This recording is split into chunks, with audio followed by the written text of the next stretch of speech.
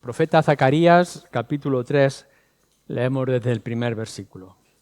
Me mostró al sumo sacerdote Josué, el cual estaba delante del ángel de Yahvé, y Satanás estaba a su mano derecha para acusarle. Y dijo Yahvé a Satanás: Yahvé te reprenda, oh Satanás. Yahvé, que ha escogido a Jerusalén, te reprenda. ¿No es este un tizón arrebatado del incendio? Y Josué estaba vestido de vestiduras viles y estaba delante del ángel. Y habló el ángel y mandó a los que estaban delante de él, diciendo: quitadle esas vestiduras viles. Y a él le dijo: mira, que he quitado de ti tu pecado y te he hecho vestir de ropas de gala. Después dijo: pongan mitra limpia sobre su cabeza. Y pusieron una mitra limpia sobre su cabeza y le vistieron las ropas. Y el ángel de Yahvé estaba en pie. Judas, versículo 9. Pero cuando el arcángel Miguel contendía con el diablo, disputando con él por el cuerpo de Moisés, no se atrevió a proferir juicio de maldición contra él, sino que dijo: el Señor te reprenda. Pero estos blasfeman de cuantas cosas no conocen, y en las que por naturaleza conocen, se corrompen como animales irracionales. Esta tarde nos vamos a enfrentar a uno de los versículos difíciles de las Escrituras. La primera idea, como en otras ocasiones, de mi parte es ignorarlo.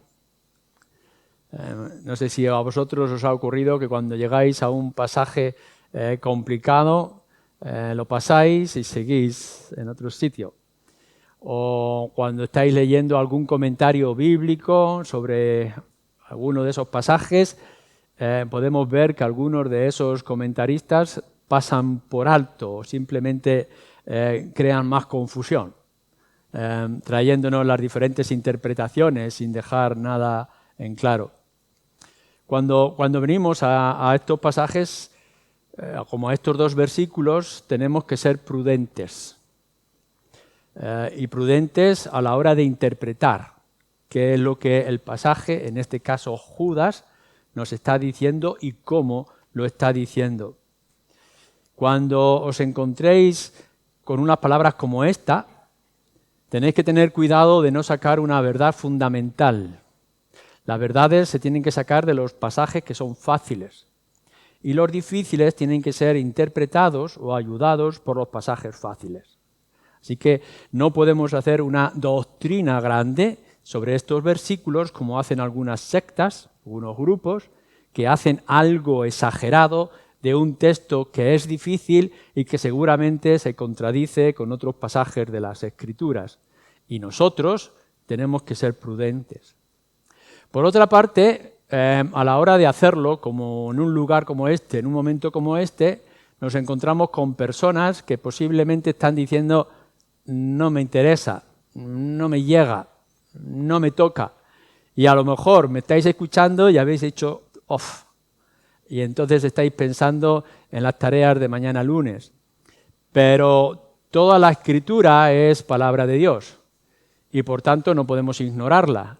Y aun cuando haya otros asuntos o estéis interesados en otros pasajes más fáciles o gloriosos a vuestra perspectiva, tenemos que buscar qué es lo que este lugar en este momento nos está diciendo y cómo la palabra inspirada en estos dos versículos se aplica en tu vida y en la mía de una manera concreta. Así que todo es importante y tenemos que hacer el esfuerzo de querer poder llegar a una comprensión de esos pasajes. Aquí tenemos entonces que Judas nos está diciendo algunas palabras que nos sorprenden y que los está basando en algo que no tenemos a nuestro alcance, como vamos a ir viendo. Los comentaristas nos dicen que Judas está citando aquí unos pasajes de un libro que es apócrifo, es decir, es un libro que estaría en su momento a su alcance, que podría él leer, pero que en realidad no es parte de este grupo de libros que tenemos en nuestras Biblias. Así que si buscáis qué es lo que ocurrió con el arcángel Miguel y con Moisés y todo este asunto, no lo vamos a encontrar en otros pasajes de las Escrituras, como no sea referencias muy lejanas que habrá que hacer un esfuerzo para poder unirlas. Aquí nos está citando libros de otro lugar, como vamos a poder ver. En Judas 9, según los que ya saben los lenguajes antiguos y han podido ir a bibliotecas de pergaminos oscuros y llenos de polvo, han podido ver o saber que Josué en este versículo 9 está citando un libro que se llama La Asunción de Moisés. Y ya no está ese libro completo, sino que son simplemente pasajes que otros citaban acerca de ese libro. Es decir, los manuscritos ya han desaparecido y solo se encuentran citas que los padres de la Iglesia en el primer siglo estaban haciendo. Entonces sí, hubo un libro que se llamaba La Asunción de Moisés, que posiblemente estaba citando o estaba diciendo lo que tenemos en parte en este versículo 9. Igual que si vais, por ejemplo, y llegaremos en su momento al versículo 14, dice así: de estos también profetizó Enoc, séptimo desde Adán, diciendo: he aquí vino el Señor con sus santas decenas de millares. Y según los estudiosos, este Enoc, este séptimo de Adán, es el personaje que podemos ver en Génesis, pero si buscamos en la historia no vamos a poder encontrar la seguridad de que este libro fuera parte del canon. Hay un libro que se llama el libro de Enoc, que se hicieron copias de copias de copias, y sí, están estas palabras, pero no está en el canon. Entonces no podemos decir, incluso en el libro hay algunas cosas que nos parecerían extrañas, que no podemos poner en el canon. ¿Qué es lo que está ocurriendo? Bueno, pues Judas, inspirado por el Señor, está citando unos libros que no estaban inspirados por el Señor.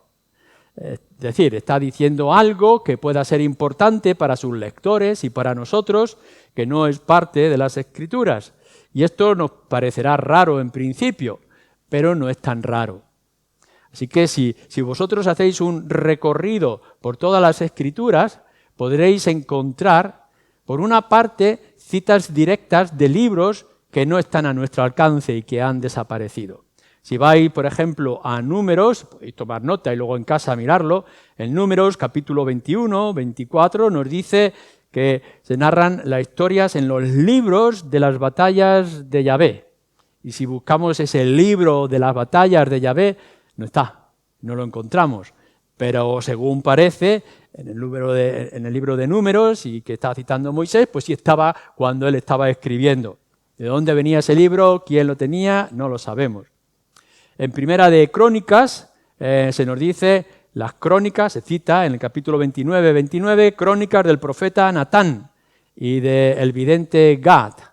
Y esas crónicas no son las crónicas del libro de Crónicas ni de los reyes, sino otros libros que estarían en ese momento en el tiempo de los reyes que paralelamente se estaban también narrando. El profeta Natán estaría tomando notas, pero no están entre los libros inspirados, o por lo menos en la parte de nuestro canon.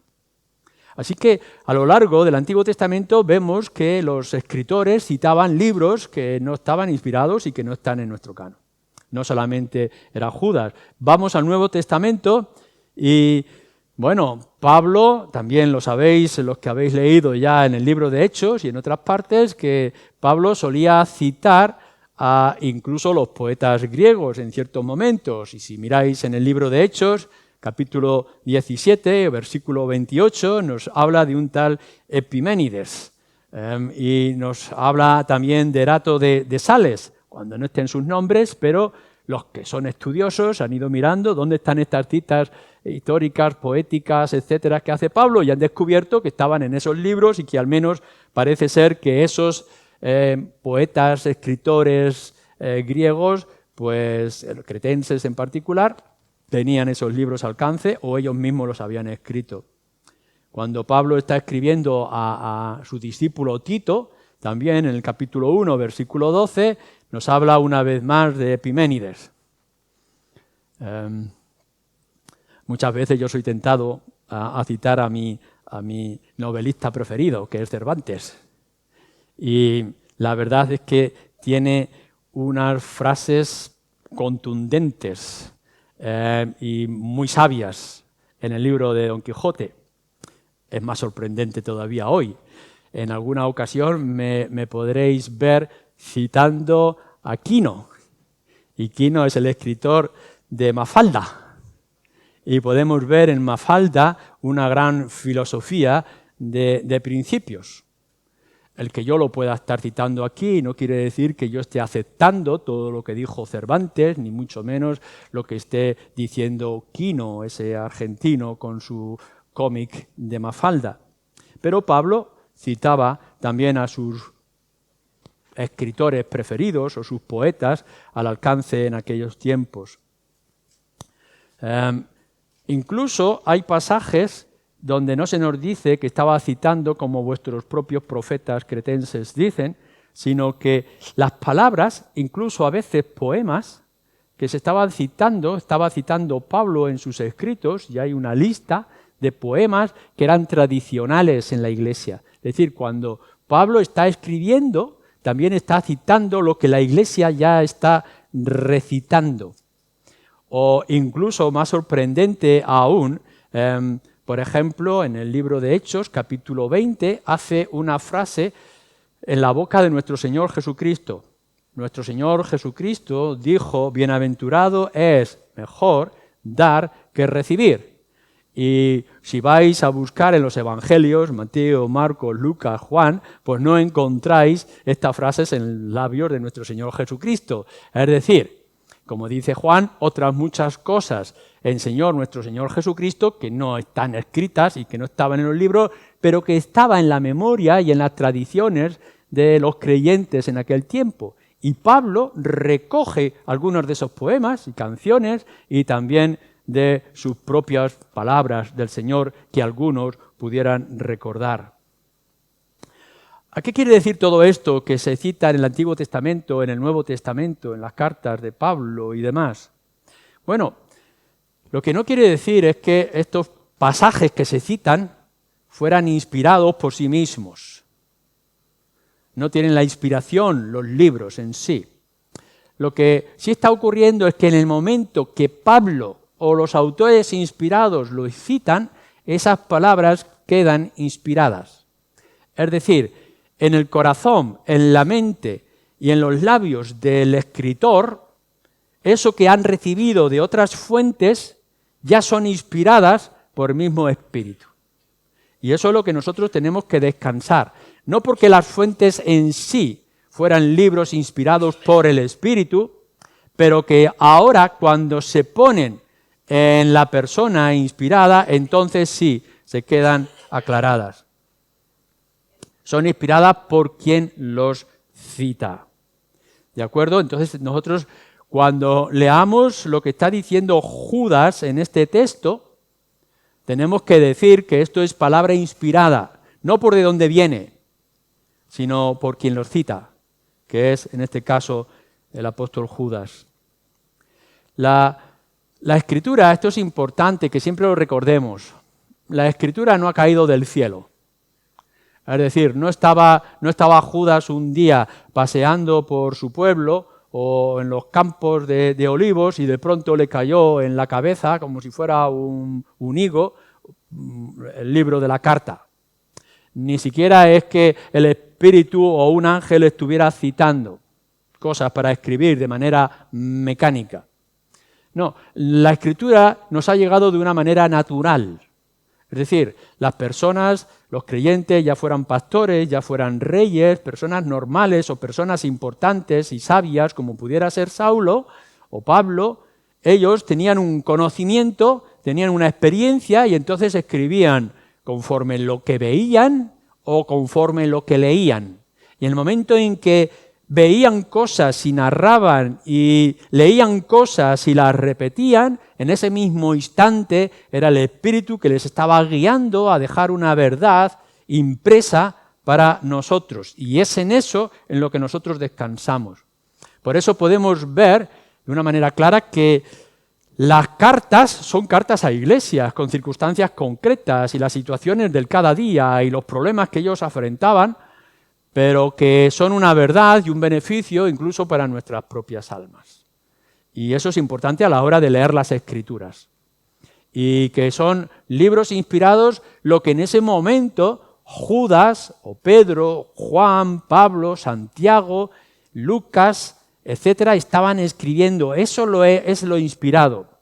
Lo que pudieron escribir, lo que pudieron leer, lo que pudieron descubrir en otras circunstancias no es inspirado.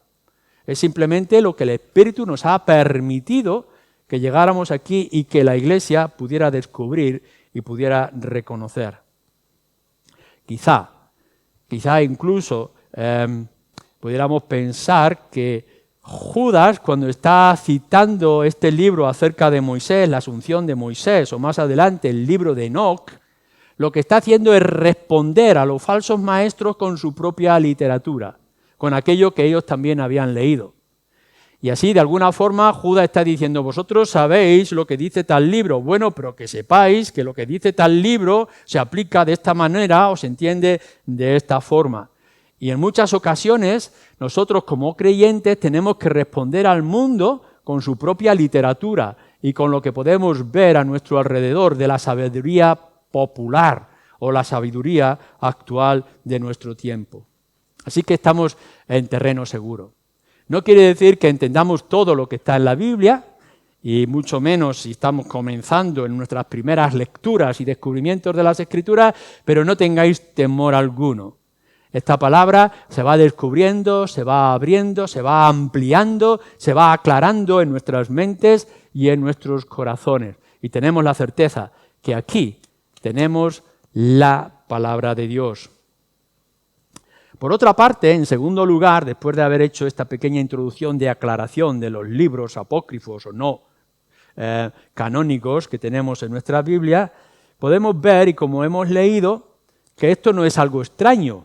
Es decir, lo que se nos está diciendo acerca del arcángel Miguel que contendía, peleaba o discutía con el diablo por el cuerpo de Moisés, no es algo totalmente extraño, porque hemos ido a Zacarías y hemos visto que ahí, sí, un libro inspirado, el profeta Zacarías nos está describiendo una batalla parecida.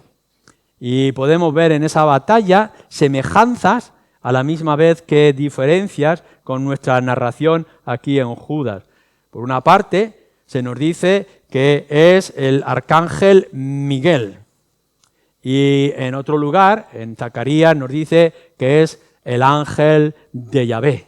Él, no un, sino el ángel de Yahvé, que posiblemente hace una referencia a nuestro Señor Jesucristo. Nos dice en Judas que es el diablo. En el Antiguo Testamento, Zacarías le pone el nombre, es Satanás. En Judas es Moisés, del que estamos tratando.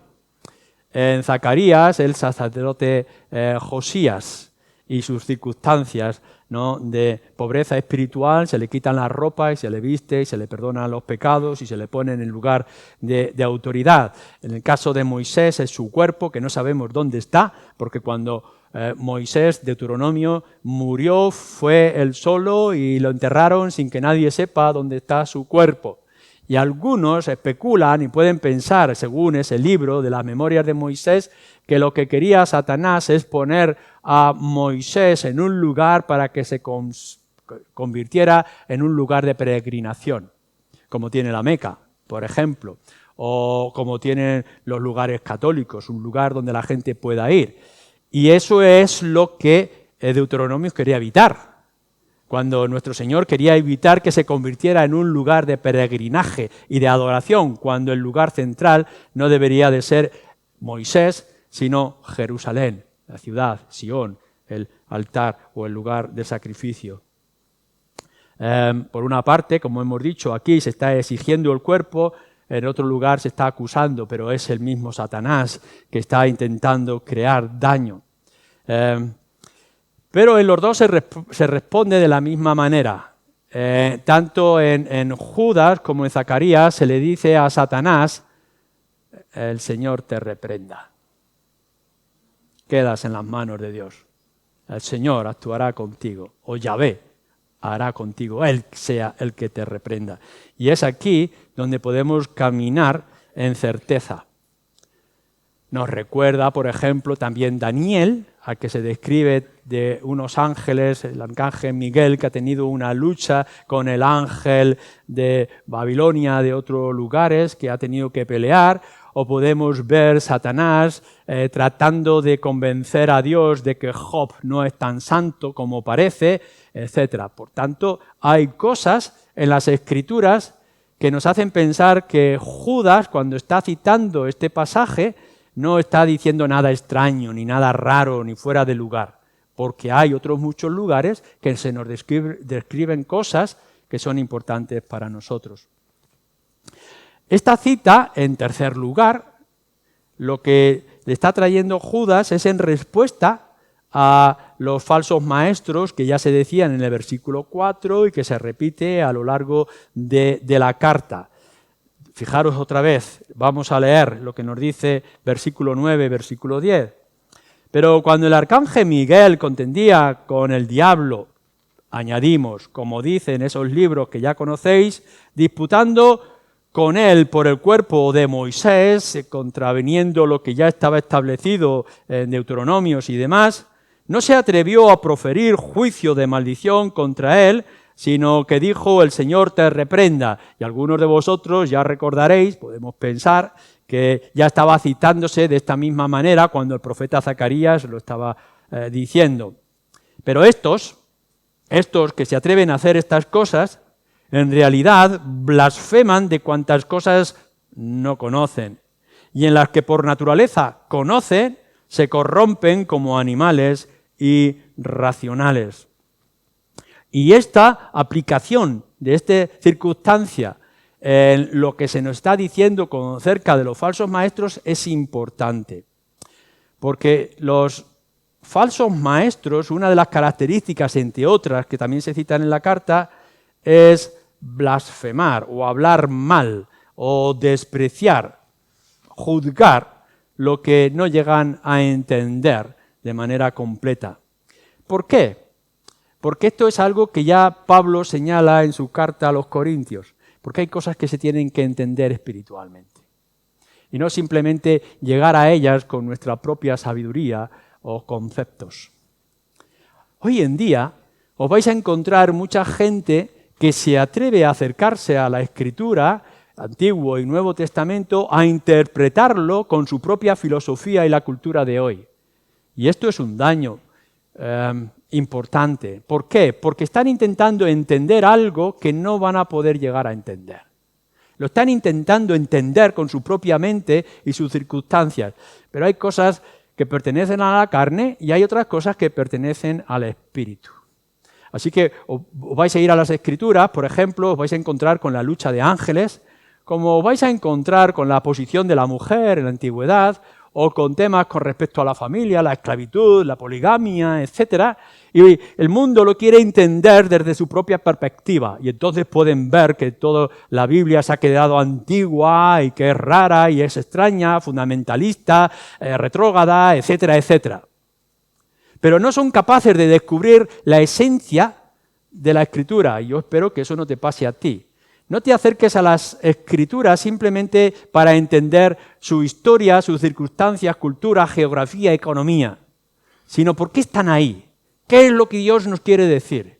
¿A dónde nos quiere llevar en el sentido espiritual? Y eso solamente podremos coger su esencia si tienes un corazón espiritual, si tienes una transformación en tu vida, si tienes un anhelo de verdad de encontrar la verdad de Dios y no simplemente una aplicación para tus propias vidas desde tu propia perspectiva. Entenderlo espiritualmente. 1 Corintios, capítulo 2, versículos 14 y 15. Hay cosas que la gente no puede llegar a entender. Pongamos un ejemplo. ¿Cómo es posible que una madre, por poner un caso, una madre que pueda considerarse débil, sea capaz de hacer cosas increíbles y sorprendentes en un momento por el bien de su hijo? ¿Cómo es posible? Eso no lo explica la ciencia. Cosas que una madre puede llegar a hacer, un padre, por su bebé. Incluso dar su propia vida. Eso la ciencia, la química no lo puede explicar, pero la Escritura sí. Cuando nos dice, por ejemplo, el amor es más fuerte que la muerte. ¿Cómo puede alguien dar su vida por un ideal? E incluso, ¿cómo puede alguien dar su vida por sus propios enemigos? Uno puede dar su vida por cosas que le pueden traer un beneficio, pero que alguien venga y por aquellos que le aborrecen esté muriendo, eso no puede llegar a comprender. La ciencia, la filosofía de hoy no lo puede llegar a explicar. En más de una ocasión ya he dicho, por ejemplo, que leía yo un libro que decía, un libro de filosofía del pensamiento actual de hoy, que decía que uno de los graves peligros y debilidades de los cristianos, el problema de los cristianos para el mundo y la debilidad de los cristianos era la humildad. No se podría conquistar el mundo, no podríamos llegar a ser pequeños ídolos o dioses con la humildad. Habría que cambiar la perspectiva. En cambio, la Escritura nos está diciendo que nuestra fortaleza está en nuestra debilidad, porque dependemos totalmente de un Dios poderoso. La grandeza de Israel no estaba en su fuerza, estaba en su Dios. Pero eso el mundo no lo puede llegar a entender y lo trastorna todo completamente. Así que hay cosas en las Escrituras que los falsos maestros, la filosofía de hoy, no puede llegar a comprender. Pascal, un pensador importante, y sería bueno que pudierais leer sus pensamientos, dice, la fe tiene razones que la razón no entiende. Entonces nosotros actuamos con nuestra razón y llegamos a conclusiones como, por ejemplo, esto yo no lo comprendo, pero por medio de la fe lo entendemos. Por eso una madre es capaz de cualquier y más inmenso sacrificio por su criatura, como Dios es capaz de hacer el mayor de los sacrificios por su pueblo. Pero esto el mundo no lo va a entender. Entonces, cuando estos falsos maestros se acercan, hablan, blasfeman de cosas que no entienden, intentando entenderlo con su carnalidad, cuando el conocimiento es carnal, el resultado es más carnal todavía y más sensual. Es decir, están intentando comprenderlo desde sus entrañas, desde su manera, su perspectiva, y por tanto todo lo que están entendiendo lo están entendiendo mal y por tanto van a peor. Pongamos algunos ejemplos. Nuestro Señor Jesucristo ha expulsado a malos espíritus de alguien. Así que los escribas, los entendidos, llegan a esta conclusión. Por Satanás, echa fuera a Satanás. Por Belcebú, es que está echando a Satanás. Y el Señor Jesucristo está diciendo, ¿cómo va a estar Satanás echando a Satanás? ¿A qué conclusión tan ilógica vosotros, escribas, estáis llegando? Es decir, estaban viendo algo que no podían llegar a entender, cómo es que alguien como este Jesús, al que despreciaban, podía echar a los falsos espíritus, a los malos espíritus de aquella persona, y dando una explicación ilógica. Es por Satanás que está expulsando a Satanás. Esto no se puede entender de esta manera, hay que entenderlo de otra forma. El que está delante de vosotros es más grande de lo que vosotros podáis imaginar, por supuesto. O esta escena casi cómica de este sabio que se acerca a nuestro Señor Jesucristo y hablando con él, el Señor Jesucristo le dice algo contundente. Juan 3, versículo 3 en adelante, es necesario nacer de nuevo. Se lo está diciendo a un sabio conocedor de las Escrituras. Pero la conclusión de este hombre carnal, lo que está diciendo esas palabras tan importantes y esenciales, es necesario nacer de nuevo. Este hombre, Nicodemo, dice, es que hay que entrar otra vez en el vientre de la madre para nacer otra vez. ¿Esto cómo se hace? Es una ridiculez y podemos decir, qué tontería estaba diciendo este pobre hombre. Pero claro, es tal que él quiere entenderla con su carnalidad, pero no lo puede entender desde el Espíritu. Por eso el Señor Jesucristo le tiene que explicar y decir, lo que yo estoy diciendo es que tienes que nacer del agua y del Espíritu. Podemos ver en muchas ocasiones cómo la gente en la Escritura y también fuera quieren entender las cosas desde su propia situación y experiencia, pero no pueden llegar a comprenderlo y entonces les llegan a las ideas más absurdas, más contradictorias de lo que la palabra está diciendo. Es por eso también que nuestro Señor Jesucristo, el Evangelio de Mateo, lo podéis tener, capítulo 12, dice que puede alguien limpiar su casa de espíritus inmundos y deja su casa vacía, limpia, ordenada. Pero claro, si la dejas limpia y ordenada, sin esos malos espíritus, pero sin el Espíritu del Señor, entonces, ¿qué ocurre? No que vuelvan otra vez esos espíritus, sino 7 espíritus peores pueden llegar a entrar. Así que cuando la gente se acerca a intentar comprender las cosas del Señor y de la Escritura, las espirituales, desde su propia carnalidad y sensualidad, lo que hacen es entorpecer el camino y aumentar el estado de gravedad de su alma delante del Señor. No están comprendiendo nada y están llegando a situaciones absurdas. El cristianismo es un absurdo porque no lo entendemos desde nuestro propio encaje de pensamiento, cuando el cristianismo ha cambiado el mundo y ha cambiado Europa. Y lo que es el centro del conocimiento de hoy, de la libertad, viene de las propias Escrituras. Así que es importante que nosotros podamos responder a este mundo diciendo, aquí está la verdad, este es el fundamento, esta es la luz para la mente, pero claro, tienes que entenderla desde la perspectiva del Espíritu, que es el que la ha inspirado, y no desde otras perspectivas distintas. Entonces, vamos a sacar algunas aplicaciones, algunas conclusiones en este pasaje que son importantes para nosotros. Dejadme que os diga 4. Primero, lo que sí es cierto en la luz de este versículo, o de estos 2 versículos, con otros de las Escrituras, es que hay una lucha espiritual invisible para nosotros que no podemos llegar a calcular, porque no podemos participar en ella. Hay una dimensión espiritual donde podemos ver el arcángel San Miguel y podemos ver a Satanás, huestes celestiales de parte de Dios y huestes celestiales del mismo Satanás. No podemos llegar a comprender, no comprenderemos cómo es que Satanás se puede poner delante de Dios para acusar a Job. No podemos llegar a entenderlo, pero lo que sí podemos decir es que está, es que existe, es que hay algo. No podemos llegar a comprender lo que nos dice el libro de Apocalipsis. En Apocalipsis nos está hablando de que los ángeles luchan y hay un conflicto espiritual casi salvaje, donde el dragón quiere arrebatar a los hijos, quiere llevarlos a su terreno, quiere destruirlos, pero por otra parte hay una lucha que sabemos que al final será la victoria cuando nuestro Señor Jesucristo aparezca en poder y en gloria, pero mientras tanto hay una lucha espiritual en el tiempo en el que estamos viviendo. No podemos decir que ahora el arcángel Miguel esté peleando de alguna manera con huestes fácticas terribles en Ucrania o no sé qué otras partes del mundo. No podemos llegar a entender estas cosas, pero a verlo, haylo. Y tenemos que tenerlo en cuenta. Si nos lo describe el libro de Daniel de una manera importante, capítulo 10, capítulo 12, y lo podéis leer. Si Apocalipsis 12 nos dice que hay esta batalla en el cielo en la que no podemos entrar, pero que Apocalipsis nos la narra, si podemos ver al acusador afrontando la situación con Job, ¿qué no estará ocurriendo hoy? ¿Qué no estará pasando?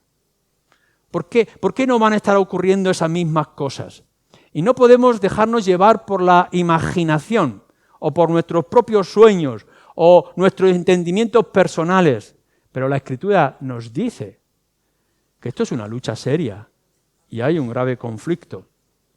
Ahora bien, en segundo lugar, nuestro campo de batalla no es intentar ver si arcángeles, Satanás es espíritus buenos y malos, hay una lucha, y si nosotros podemos participar diciendo algunas palabras mágicas, etcétera, etcétera. No, nuestra batalla espiritual es diferente. Nuestra tarea, nos lo dice claramente las Escrituras, es resistir al diablo.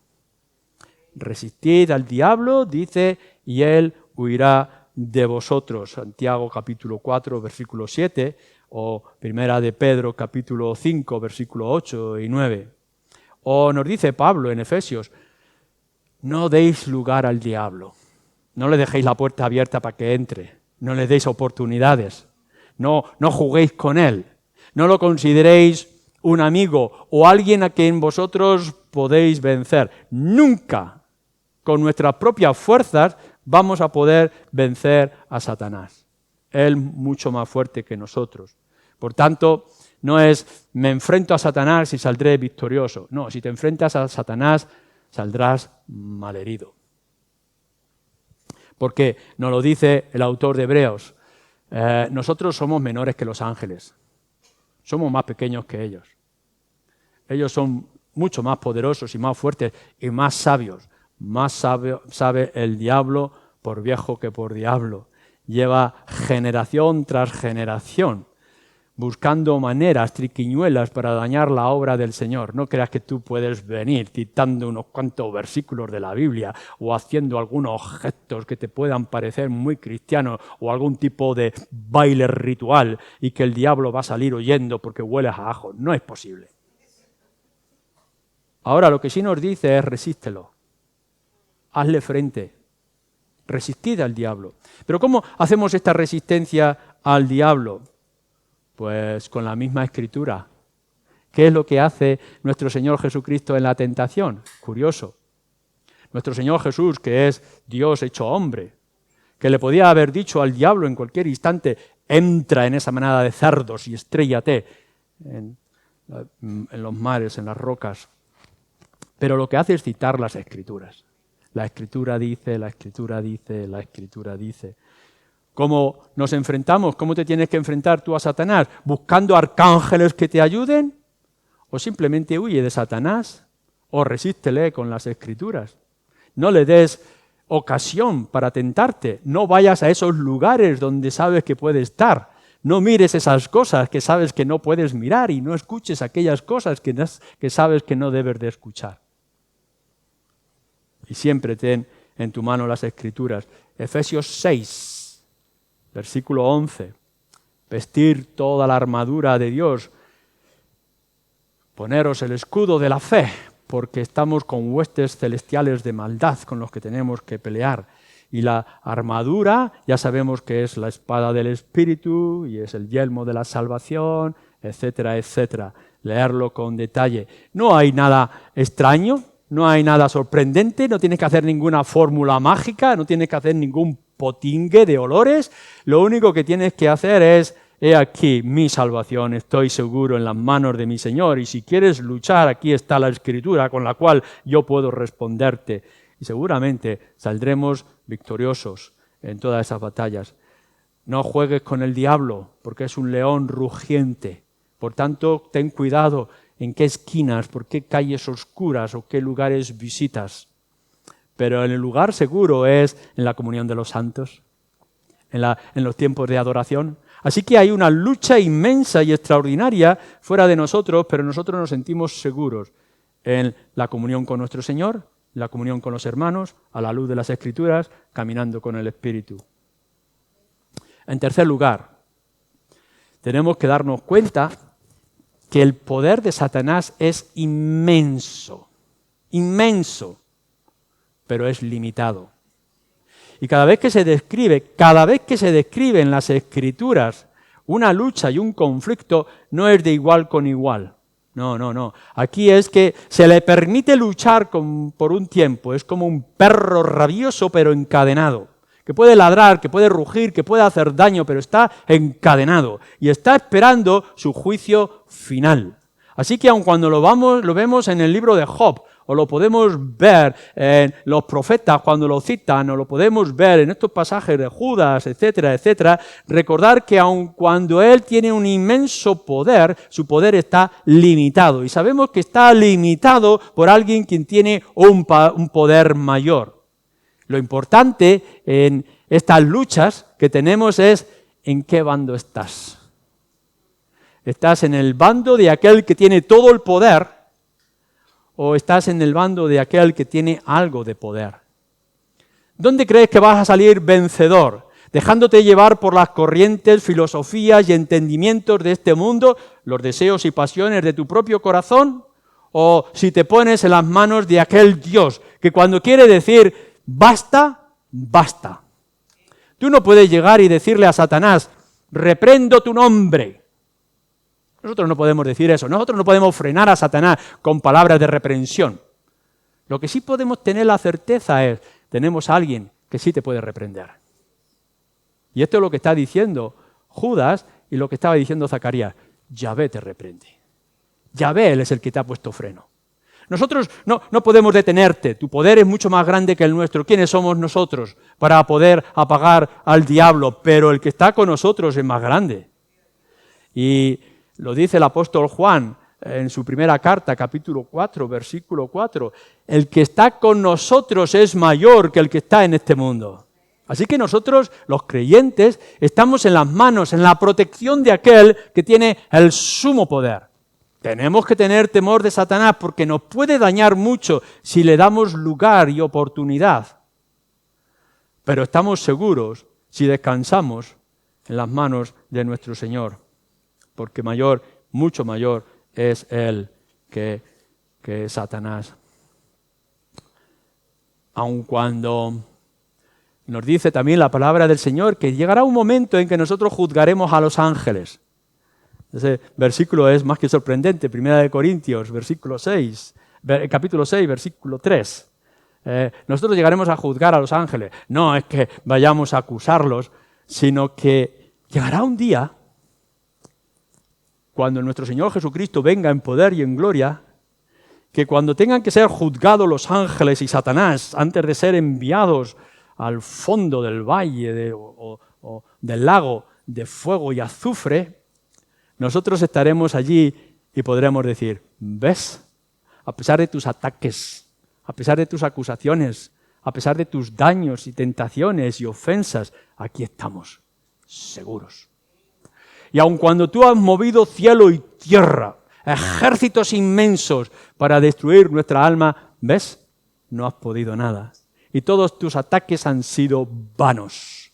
Así que ahora nosotros, redimidos por la sangre de nuestro Señor Jesucristo, entraremos en las puertas del cielo, porque estamos seguros en las manos de Cristo. En cambio tú, en tus salvajes ataques, en tu intento de destruir, en acusarnos como acusabas a Josué o en destruir el testimonio de Moisés, aquí estás, has fracasado, porque nuestro Señor Jesucristo te vio caer y Él puso su pie sobre tu cabeza. Por tanto, nosotros en el gran día del juicio podremos levantarnos delante del mismo Satanás y decirle, no somos tuyos, no somos tus víctimas, no has podido ganar, porque nuestra alma está segura con nuestro Señor.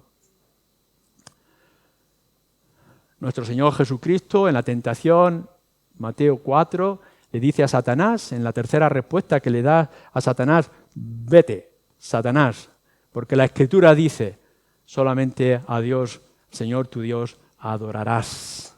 Y Satanás se fue, no pudo seguir más. Así que nosotros decimos y hacemos, obramos de la misma manera. Satanás, ya no puedes, vete, porque tu destino eterno es el castigo para reconocer que nuestro Señor y nuestro Dios es la victoria sobre todo lo que nos rodea. No juzgues, y con esto termino, no juzgues lo que no entiendes. No juzgues, no te metas lo que no llegas a comprender, porque La Escritura nos dice en Deuteronomios capítulo 29, versículo 29, nos dice, las cosas secretas pertenecen a Dios, las reveladas a nosotros. Así que nosotros estamos seguros en las cosas reveladas, en lo que está en la palabra de Dios. Hay otras cosas que no sabemos, no entendemos cómo es el cielo, cómo es el infierno, cuándo será la venida del Señor, qué ocurre con ese ejército de ángeles, de huestes de maldad que están atacando, cómo es posible que ocurran ciertas cosas en el mundo que no podemos dar explicación, cómo es posible que el más grande de los pecadores, lo más terrible de los pecadores puedan llegar a encontrar salvación y perdón de su pecado. Hay cosas que no entendemos, ni siquiera entendemos nuestra propia salvación, ¿no es verdad? Pero las cosas secretas le pertenecen a Él. Las reveladas son para nosotros, porque el Señor, nuestro Dios, quiere, y es en ellas que debemos de regocijarnos y debemos de descansar. Ven a las Escrituras, descansa en las cosas seguras, regocíjate en la palabra del Señor, refresca otra vez tu memoria, vuelve otra vez a la salvación que ha venido a tu alma. Que sepas que nuestro Señor Jesucristo no sabemos cómo dejó toda su gloria y majestad y quiso nacer de una mujer que era virgen y estar con nosotros como si fuera uno más y resistir toda tentación y cumplir todas las demandas y agradar al Padre. No lo podemos llegar a entender. ¿Cómo es posible que nuestra salvación dependa de una cruz? Que Él tuviera que ser clavado en una cruz por nuestros pecados. No entendemos cómo esos pecados pudo cargarlos nuestro Señor Jesucristo de toda una inmensidad del pueblo, como la arena del mar y las estrellas del cielo, pero esto es lo que dicen las Escrituras. Y en esto descansamos, y en esto nos regocijamos. Las demás cosas, dejémoslos al Señor, y mientras tanto, huyamos de aquello que nos puede hacer daño, y busquemos todo aquello que nos pueda hacer bien. Amén.